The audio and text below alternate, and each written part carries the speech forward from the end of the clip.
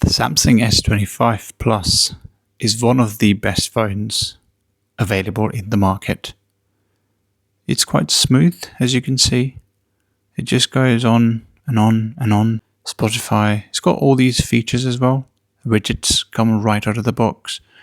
If you've got any widget that you need, you could go straight onto the app in its settings, in the app drawer, and then you can select whatever setting you need, whatever size you need for your widget. It can go small, it can go big, it can add additional settings, or it can reduce the number of settings and make it like a little icon and stuff.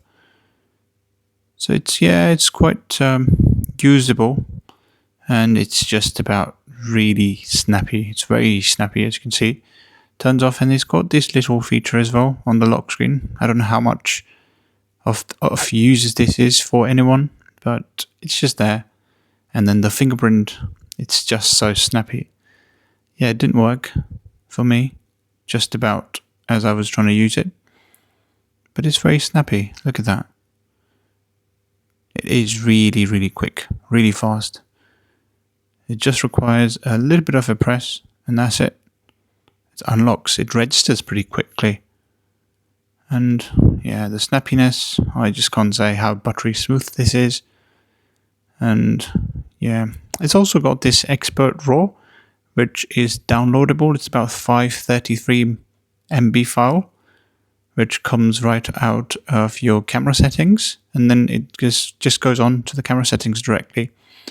But it's like a different app that you then use to get a raw footage. As soon as you take a picture, it creates like a bit of a customized picture and a raw. And this was one of those pictures I took from the raw footage, and then I adjusted it. And it was, it's just very useful to have a raw picture. And then you can obviously add any additional customization, lighting effects and things to it, like the app does on its own. When you do it, when you take a picture, it just does that additional post-processing customization and stuff. And the RAW is something that you can use for your purpose, really. And the background apps, they don't restart. They just start at where you've stopped them, unless they need to be connected to the internet, especially for some gaming apps and stuff. And if you look around, the viewing angle is pretty cool. It's pretty cool. It's like 180 degrees almost, or 179, whatever that is. But it's pretty cool. It's been built pretty much to resemble an iPhone.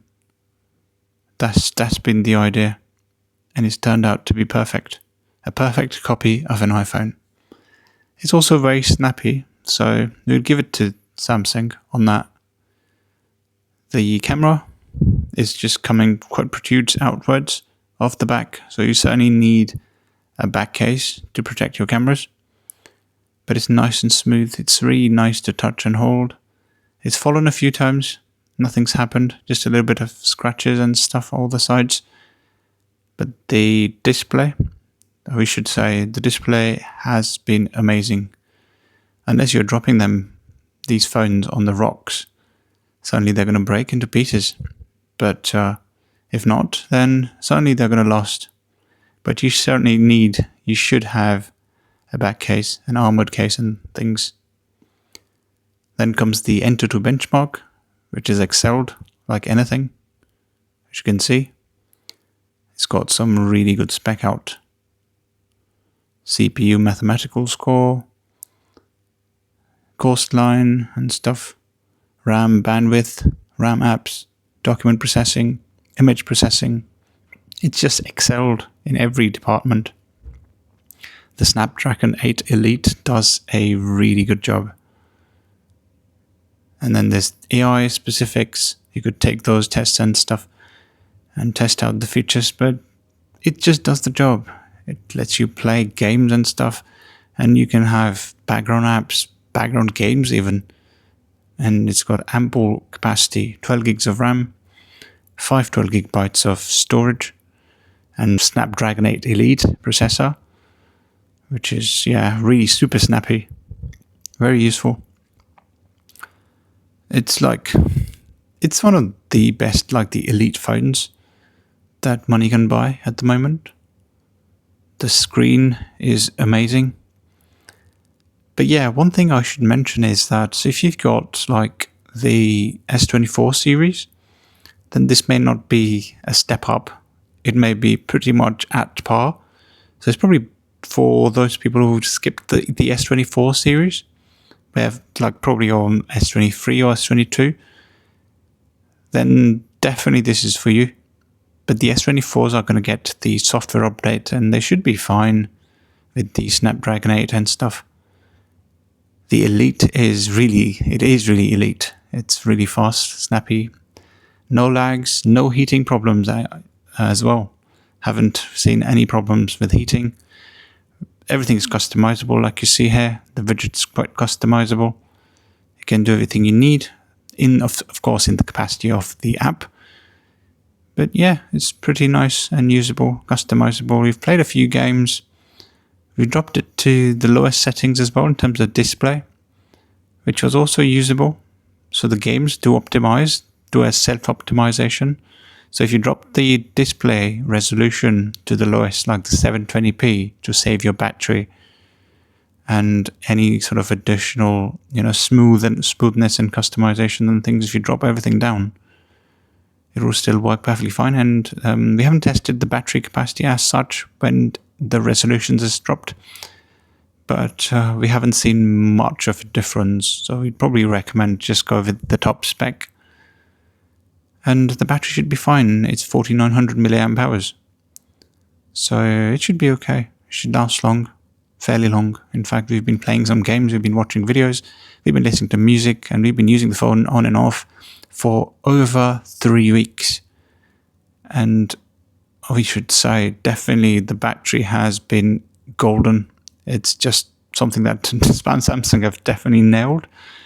They managed to get the battery really the kind of battery capacity that you should get from any standard smartphone. It does last the full day with about 20-25% left for the rest of the day. And the picture quality is pretty good. The audio quality is it's not the best. I'd say it's good. Yeah, it's dual audio, but for like an elite type phone, like the flagship phone, we would have expected like better dedicated dual speakers.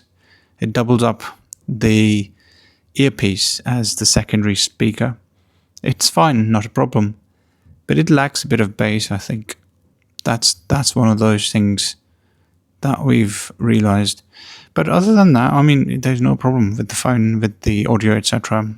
Half the time you'd obviously use Bluetooth and stuff, so it'll be okay. But it would have been nice if the audio was also at par with the rest of the spec that you have. All in all, definitely this phone is a replica of an iPhone. They have tried their best to make this phone look or just be built in a way that it resembles an iPhone. Rest of it, of course, inside is Android. And even the Galaxy Buds 3, they are built to be, a clear resemblance of the Apple AirPods. The back camera, the front camera, it's all pretty cool.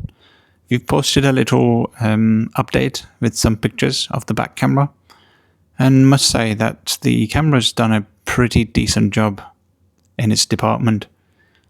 With this 50 megapixel ultra wide on this one, yeah, it's just done this good job. The main sensor on this one is slightly lower in comparison to the Ultra, but we've had no problems at all. And the AI features all along, image eraser, background sound eraser, all those things are like just complementary to the rest of the spec that you have. Overall, it's a pretty slick phone to own. Take care. Cheers.